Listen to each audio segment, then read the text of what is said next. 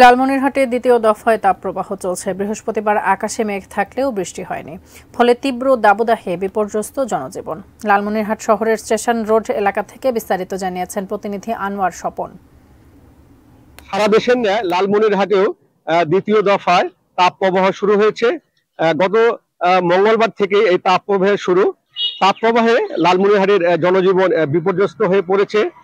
বিশেষ করে যারা শ্রমজীবী মানুষ, বিশেষ করে রিক্সাওয়ালা, ঠেলাওয়ালা এবং যারা কৃষি খামারে কাজ করে, তাদের অবস্থা বেশ খারাপ। লালমনিরহাটের বিভিন্ন অঞ্চলে খোঁজ নিয়ে দেখা গেছে যে কৃষিতে ধান কাটতে তারা শ্রমিক সংকটে ভুগছে।